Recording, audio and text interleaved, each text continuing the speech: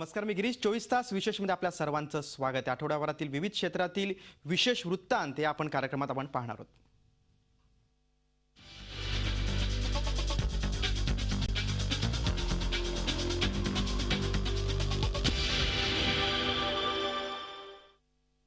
आता हुशार मुलांची गोष्ट, विद्यार्थ्यांची यशोगाथा. शिक्षण घेण्यासाठी वयाचं बंधन नसतं. ज्यांना खरंच शिकायचं असतं त्यांना वय, परिस्थिती अशा कोणत्याही बाबी अडसर ठरत नाहीत. मुंबईतल्या शिवडीमध्ये राहणाऱ्या आणि 10वीची परीक्षा उत्तीर्ण झालेल्या गृहिणी सरिता झगडे यांनी हेच दाखवून दिलंय. शिवडी झोपडपट्टीत राहणाऱ्या या 45 वर्षीय गृहिणी सरिता झगडे. सरिता यांनी यंदा 10वीची परीक्षा आपल्या धाकट्या लेकीसह 44% उत्तीर्ण केली. विवाहापूर्वी सरिता फक्त 4थी शिकल्या होत्या. मात्र लग्नानंतर इतक्या वर्षांनी पतीचा पाठिंबा आणि मुलींच्या मदतीनं त्यांनी रात्रशाळेतून 10वीची परीक्षा दिली. असं माझं काही शिक्षणाचं हे नव्हतं, मला शिकायचं नव्हतंच. म्हणजे काय, लहान लहान मुलं शाळेमध्ये शिकतात. आता त्यांना मी मिस्टरांना बोलले माझं वय काही शिकायचं नाही, आता मी मुलींना शिकवायला पाहिजे. तरी मिस्टर बोलले की शिक तू, कारण शिकायला काय वय नसतात. सरिता यांची धाकटी मुलगी श्रुतिका हिला 10वीमध्ये 69% गुण मिळाले.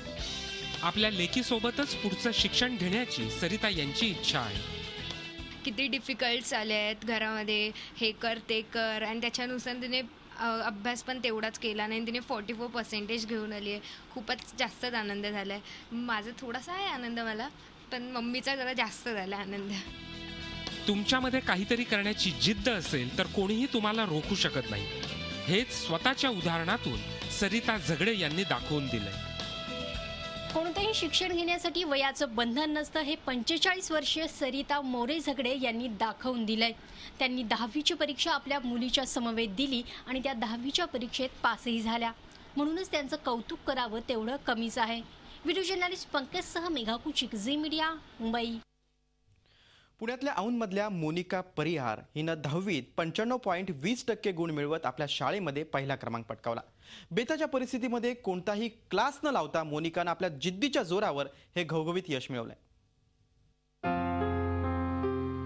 औंधमधील अत्यंत दाट लोकवस्तीची ही डॉक्टर बाबासाहेब आंबेडकर वसाहत. इथल्याच 10x10च्या छोट्याशा खोलीत मोनिका परिहार राहते.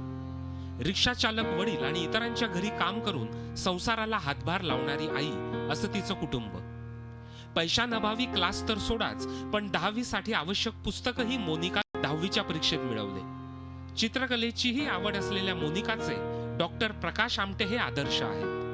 अभ्यास मी सकाळी पहाटे उठून करायची आणि रात्री पण करायची. सगळं काम वगैरे आवरलं की मग बसायचे अभ्यासाला.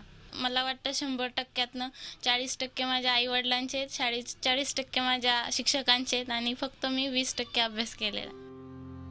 परिस्थितीमुळे मोनिकाला योग्य त्या शैक्षणिक सोयी देऊ शकलो नाही, तरीही तिचं डॉक्टर होण्याचं स्वप्न आपण पूर्ण करणार असल्याचा निर्धार तिच्या आई वडिलांनी बोलून दाखवलाय.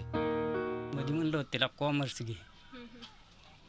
घे म्हणलं, पण नाही म्हणले डॉक्टर की करायची मला. मग आमचा निर्णय बी ठरला होता की हिला कॉमर्स करून आपले कॉमर्स घ्यायला लावून डॉक्टर की नको. पण नाही, ती म्हणली तिची इच्छा आहे तर म्हणलं बघू, प्रयत्न करून कुठंतरी सरकारी कॉलेजला तरी ॲडमिशन घेऊन काय करता येईल तेवढं करू. कपड्यापासून तिने केलं. कपडे धुतली, भांडी घासली आणि तिथून मग रात्रीचं मला पाणी भरायला पण मदत करायची. 1 दिवसाआड पाणी येत होतं तर दिवसाआडातून मग ती एक गणिताच्या पेपरला तर आम्ही दोघी रात्रीच्या 12पर्यंत पाणी भरत होतो. आणि मग तिथून तिने अभ्यास केला आणि पहाटे पण लवकर उठून अजून सकाळी पण अभ्यास केला. गरीब परिस्थिती, आजूबाजूचा गोंगाट, घरामधली अपुरी जागा या कसल्याचाच परिणाम मोनिकानं आपल्या अभ्यासावर होऊ दिला नाही. उलट अभ्यासात एकाग्रता आणण्यासाठी रात्री जागून मोनिका अभ्यास करायची.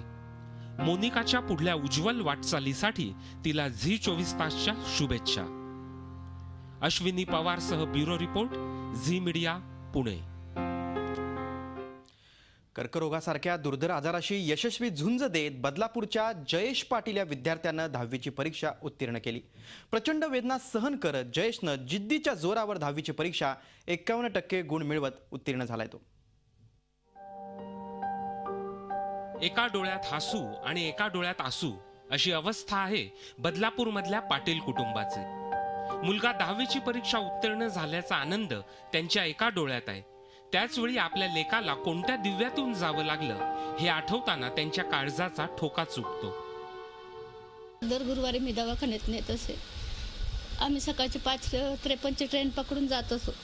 तिथून आलो की संध्याकाळ कधी दुपार व्हायची. आम्हाला यायचं घरी तसंच बिगर जेवणाचं बसायचं. वाटलंच तर खायचं, तो नाही तर नाही खायचं. खूप वाईट परिस्थिती. परत त्याच्या बाबांची तब्येत बिघडली होती. 10वीच्या वर्षातच जयेशच्या हाताला कर्करोगाची गाठ झाली.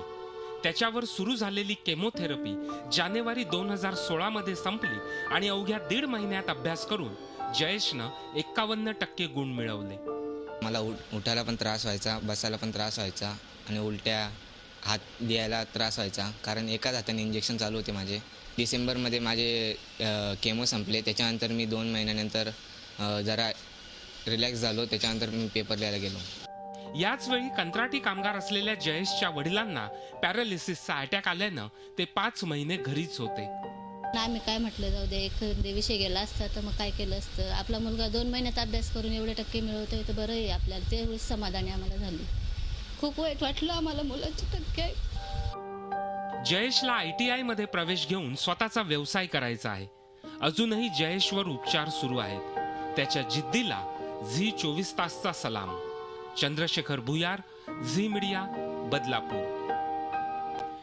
कर्करोगासारख्या गंभीर आजारावर मात देत जयेश पाटीलने हे यश मिळवलं आणि अशीच काहीशी कहाणी आता घडली आहे सोलापूर जिल्ह्यात.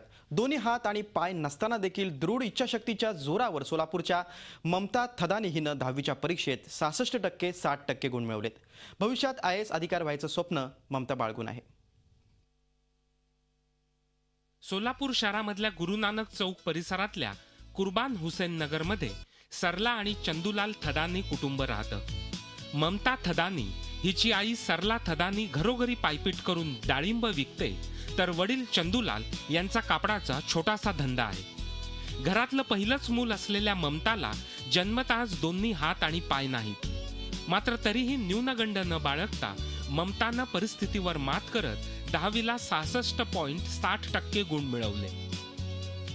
एका सामान्य कुटुंबातील मुलगी जे दिव्यांग आहे, दोन्ही हात दोन्ही पाय नसताना इयत्ता 10वीमध्ये SSC बोर्डमध्ये 66.60% गुण घेऊन तिनं यशस्वी झाली आहे.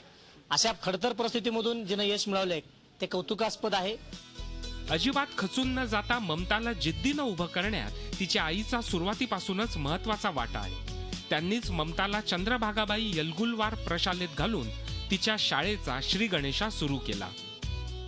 पोटात साप पण आले तर ते सोडत नाही, तर मी तिला कसं सोडू, म्हणून मी त्याला शिकवले. जसं ती वाढत चालली तसं मी त्याचं सर्व पालन पोषण केले. आता मी व्यवसाय करून तिचं पालन पोषण करे. त्याचं वडील नसताना पण त्याचं मी केले, धीर सोडले नाही तिने. भविष्यात IAS अधिकारी होण्याचं ममताचं स्वप्न आहे. त्यासाठी वाटेल ते कष्ट घेण्याचा ममतानं निर्धार केलाय. अपेक्षा होते नाही की मला एवढे मार्क पडणार, तर मला वाटलं आणि अपेक्षा झालं एवढे टक्के पण मी खूप आनंद झाले. मला भविष्यात कलेक्टर बनण्याची इच्छा आहे. स्वतःवर आत्मविश्वास असेल तर व्यक्ती काय करू शकते हे ममतानं स्वतःच दाखवून दिलंय. या हिम्मतवान मुलीला तिच्या उज्ज्वल भविष्यासाठी झी 24 तासच्या शुभेच्छा. संजय पवार, झी मीडिया, सोलापूर. सोलापुरातल्या ममतानं धडधाकट लोकांसमोर एक आदर्श निर्माण केला. इच्छाशक्ती आणि जिद्द असेल तर यश दूर नाही हेच तिने दाखवून दिले. आता पिंपरीतला एक विशेष वृत्तांत आहे. खडकीतल्या पळसकर कुटुंबियांसाठी या वर्षीचा 10वीचा निकाल विशेष आहे. पळसकर कुटुंबातल्या आई, बहीण, भाऊ या तिघांनीही 10वीच्या परीक्षेत पास होण्याची किमया साधली. पिंपरी चिंचवड जवळच्या खडकीतल्या पळसकर कुटुंबातले हे 3 सदस्य एकाच वर्षी 10वी पास झालेत. आई राजश्री, त्यांची मुलगी सायली आणि मुलगा नयन हे तिघही यावर्षी 10वी पास झालेत. राजश्री या त्यांचा मुलगा नयनला रात्रशाळेत प्रवेश घ्यायला गेल्या होत्या. त्याचवेळी मुलगी सायलीनं आईलाही 10वीच्या परीक्षेला बसायचा आग्रह केला आणि राजश्री यांनीही प्रवेश घेतला. तोही शिक्षण सोडल्यावर तब्बल 20 वर्षांनी. राजश्री मुलगा नयन सोबत शाळेत जायला लागल्या. आई मुलगा एकाच वर्गात असूनही दोघांनीही त्याचं दडपण घेतलं नाही. वर्गात वर्गमित्र आणि घरी आई मुलगा असं नातं ठेवत दोघांनीही शिक्षण एन्जॉय केल्याचं ते सांगतायत. शाळेमध्ये जेवढं मला शिकून होईल मी घरामध्ये तेवढं म्हणजे तसं तिला सांगायची, हे असं आहे, हे तसं आहे. जेवढं शाळेमध्ये जसं होईल तसं तिला घरामध्ये येऊन सांगायची मी सगळं. जसं मी मित्रांबरोबर राहतो तसं आई बरोबर मैत्रीण म्हणून. आईला काय मैत्रीण म्हणून समजत होता? माझे क्लासमेट समजत होतो. घरी आल्यावर आई समजायची. मी पण 10वी द्यावं असं पोरगी आणि मी गेलो होतो 10वीची परीक्षा करायला. मग पुरीली तिच्या पप्पाला सांगितलं गपचूप. मग त्यांनी म्हणले कर तुला करायचं असलं तर. मग सरांनी म्हणले या तुम्ही. केलं त्यांनी आमचं ॲडमिशन. सून, नात आणि नातवाचं यश पाहून सासूबाई लक्ष्मी पळसकर भलत्याच खुश झाल्यात. आता ह्यांनी चांगलं जे पुढे चांगलं शिकावं ही इच्छा आहे माझी. आलं सुनाच्या मनात परत शिकायचं तर माझी इच्छा आहे तिला शिकावं. 10वीच्या निकालानंतर सध्या अनेक सक्सेस स्टोरीज येत आहेत, पण तब्बल 20 वर्षांनंतर पुन्हा शिक्षणाच्या मुख्य प्रवाहात येत 10वीची परीक्षा देणाऱ्या राजेश्री पळसकर यांचं यश खरोखर कौतुकास्पद आहे. कैलासपुरी, झी मीडिया, पिंपरी चिंचवड.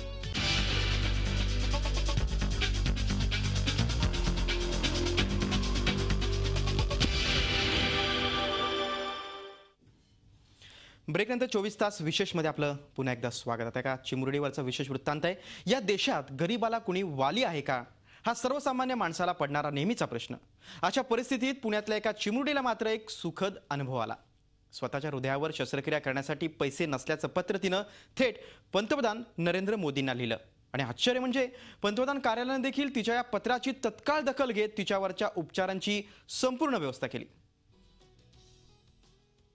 अवघ्या 7 वर्षाच्या वैशाली यादव हिच्या हृदयाला छिद्र होतं. त्याच्यावरच्या शस्त्रक्रियेसाठीचा खर्च होता सुमारे 3 लाख रुपये. पुण्यात हडपसर भागातल्या झोपडीमध्ये राहणाऱ्या वैशालीच्या कुटुंबाकरता ही रक्कम गोळा करणं अशक्य होतं. सगळे उपाय थकल्यावर लहानग्या वैशालीनंच साधारण 2 आठवड्यापूर्वी पंतप्रधानांना पत्र लिहिलं आणि चित्रच पालटलं. मी टीव्हीत बघितल्या बातम्या, त्यानंतर मला आयडिया आली तर मी म्हणजे लिहिलं पत्र लिहिलं, मोदी सरकार मला मदत करा, माझ्या हृदयामध्ये होल आहे. दिवाळीपासून 1 वर्ष झालं मी पोरीला घेऊन फिरत होतो. एवढा आजार होता तिला, काळ झाला भोक, सगळे झाले फिरून, म्हणजे माझ्या चपला झिजले फिरता फिरता. हा आमदार, तो खासदार, सगळं ह्याच्याकडनं पेपर आण, त्याच्याकडनं पेपर आण, अक्षरशः सगळ्यांनी फिरवलं. वैशालीच्या पत्राची पंतप्रधान कार्यालयानं तात्काळ दखल घेत संबंधित यंत्रणेला कामाला लावलं आणि पुण्यातल्या रुबी हॉस्पिटलमध्ये तिच्यावर मोफत उपचार करवले. ह्या रुग्णाला पूर्णतः सहकार्य करण्यात यावं आणि लवकरात लवकर हे ऑपरेशन करण्यात यावं.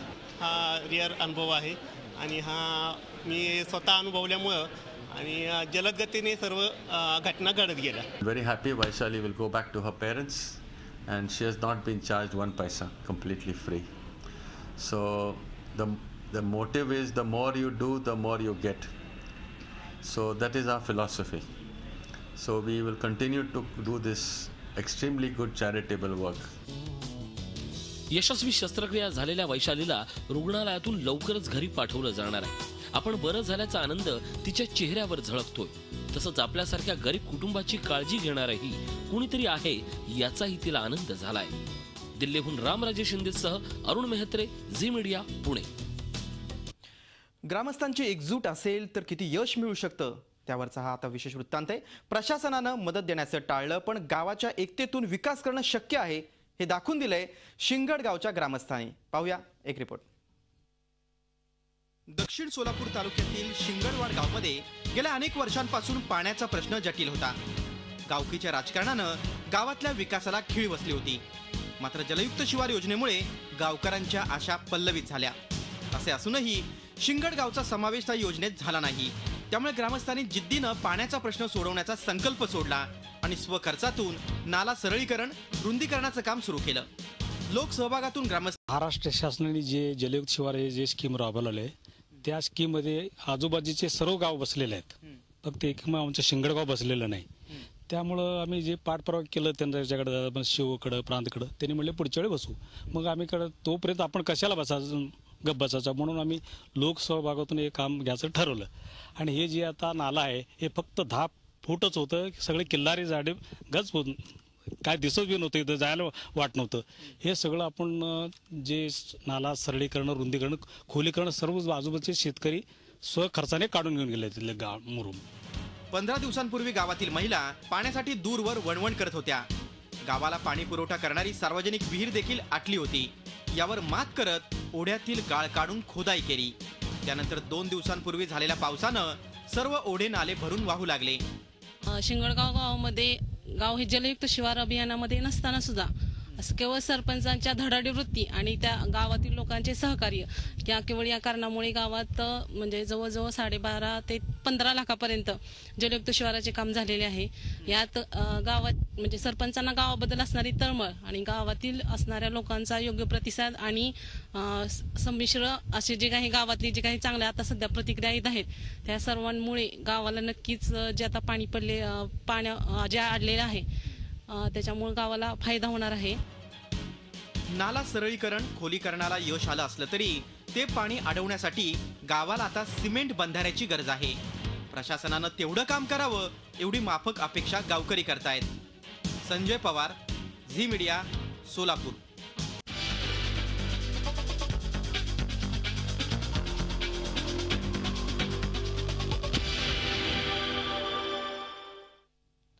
ब्रेकनंतर 24 तास विशेषमध्ये आपलं पुन्हा एकदा स्वागत. बदलापूर नजीकच्या बारवी धरण क्षेत्रात आता पर्यटकांना निसर्गाचा मनमुराद आनंद लुटता येईल. वन विभागाच्या पुढाकारानं बारवी धरणाच्या जंगल क्षेत्रात जंगल सफारी सुरू होते. मुंबईपासून अगदी जवळ बदलापूर पासून 16 किलोमीटर अंतरावर मुरबाड रोडवर बारवी धरण आहे. 750 हेक्टरवरच्या या जंगल क्षेत्रात इको टुरिझम आकार घेत आहे. वन विभाग पर्यटकांना इथे जंगल सफारी घडवणार आहे. याकरता 3.5 किलोमीटरची खास दगड मातीची पाऊलवाट तयार करण्यात आली आहे. जागोजागी पर्यटकांना विसावता यावं याकरता बैठक व्यवस्थाही करण्यात आली आहे. शिवाय बांबूच्या सहाय्यानं तयार केलेलं निवारा शेडही पर्यटकांकरता विशेष आकर्षण असणार आहे. या ठिकाणी पर्यटकांच्या राहण्याची तसंच खाण्यापिण्याचीही व्यवस्था असणार आहे. जंगलाचाही आनंद मिळावा, पाणी पाहण्यासाठी पाण्याचं एक चांगल्या प्रकारचं सौंदर्य त्यांना दिसावं आणि एक चांगल्या प्रकारची टूर या भागामध्ये त्यांची व्हावी. शहराच्या जवळ असलेला हे जंगलाचा चांगला परिसर एक वेगळ्या प्रकारचा विकसित करण्याचा एक पहिला प्रयत्न हा सुरू केलेला आहे. या जंगल सफारीत झाडाच्या पाराखाली बसून गप्पा मारता याव्यात याकरता वन विभागानं खास इको फ्रेंडली पार तयार केले आहेत. पेवर ब्लॉक पासून पार तयार केलेले आहेत आणि त्या पारांचा झाडांना अगदी अत्यंत उपयुक्त असा हवा पाणी त्या पारामध्ये खेळती राहणार आहे आणि कोणत्याही प्रकारचं कंस्ट्रक्शन वर्क नाही. गेल्या सुमारे 6 महिन्यांपासून जंगल सफारी घडवण्यासाठी वन विभाग इथं काम करत आहे. यामुळे स्थानिक आदिवासींनाही रोजगार उपलब्ध होणार आहे. तेव्हा आता बारवी जंगल सफारी करायला सज्ज व्हा. चंद्रशेखर भुयार, झी मीडिया, बदलापूर. आता वैद्यक क्षेत्रातील एक दुर्मिळ घटना. हृदयाशिवाय कधी कुणी जगू शकेल का असा विचारही आपण करू शकत नाही. पण स्टेन लार्किन 1 नाही 2 नाही तर तब्बल 555 दिवस हृदयाशिवाय राहिलेत. कसे ते पाहूया. अमेरिकेमध्ये वैद्यकशास्त्राचा चमत्कार. मिशिगनमध्ये घडलं अकल्पित. हृदयाशिवाय काढलेले ते 555 दिवस. तुमचं हृदय धडधडत नसेल तर तुम्ही जिवंतच राहू शकणार नाही. खरं ना? पण अमेरिकेत मिशिगनमध्ये राहणाऱ्या स्टेन लार्किन यांनी हे खोटं ठरवलंय. शरीरात हृदयच नसताना स्टेन जिवंत राहिले. 1-2 नव्हे, जवळजवळ 2 वर्ष. कृत्रिम हृदयाच्या आधारे तब्बल 555 दिवस सामान्य आयुष्य ते जगत होते. त्यांच्या कृत्रिम हृदयापर्यंत रक्तपुरवठा होऊ शकेल असं एक खास उपकरण तयार करण्यात आलं होतं. मॅच होणारं हृदय मिळेपर्यंत याच कृत्रिम हृदयाच्या आधारे स्टेन जगले. लार्किन कुटुंबामध्ये हृदयविकार अनुवंशिक आहे. स्टेन यांच्या मोठ्या भावालाही कृत्रिम हृदय बसवावं लागलं होतं. गेल्याच वर्षी त्यांची हृदयरोपण शस्त्रक्रिया झाली. आता ते निरोगी आयुष्य जगतायत. त्यानंतर स्टेन यांनाही कृत्रिम हृदय बसवावं लागलं. त्याचं चलनवलन नीट व्हावं यासाठी सिनकार्डिया पोर्टेबल ड्रायव्हर हे बॅकपॅक उपकरण लावण्यात आलं. 13.5 पाऊंड वजनाचं हे यंत्र थेट त्यांच्या हृदयाशी जोडलं गेलं होतं. अशा कृत्रिम हृदयासह स्टेन सामान्य आयुष्य जगत होते. इतकंच काय तर ते बास्केटबॉलही खेळत होते. हे ऐकून खुद्द डॉक्टरांनाही धक्का बसला. अखेर 9 मे रोजी स्टेन यांना हृदयदाता मिळाला आणि त्यांची प्रत्यारोपण शस्त्रक्रिया पार पडली. एकट्या अमेरिकेत तब्बल 1,21,000 लोक अवयव प्रत्यारोपणाच्या प्रतीक्षेत असल्याचं आकडेवारी सांगते. केवळ नव्या हृदयाच्या प्रतीक्षेत असलेल्या रुग्णांची संख्या आहे तब्बल 57 लाख. अवयव उपलब्ध न झाल्यामुळे दररोज सरासरी 22 लोकांना प्राण गमवावे लागतात. स्टेन आता एकदम तंदुरुस्त आहेत. यात जितकं विज्ञानाचं योगदान आहे तितकंच त्यांच्या जगण्याच्या इच्छाशक्तीचं. आयुष्याला कंटाळलेल्या लोकांनी स्टेन यांचं उदाहरण डोळ्यासमोर ठेवायला हवं. Bureau report, Zee media. विविध क्षेत्रातले स्पेशल रिपोर्ट्स आपण पाहिले. 24 तास विशेष या कार्यक्रमात आपण आता इथंच थांबतोय. ताज्या बातम्यांसाठी पाहत राहा झी 24 तास. रहा एक पाऊल पुढे.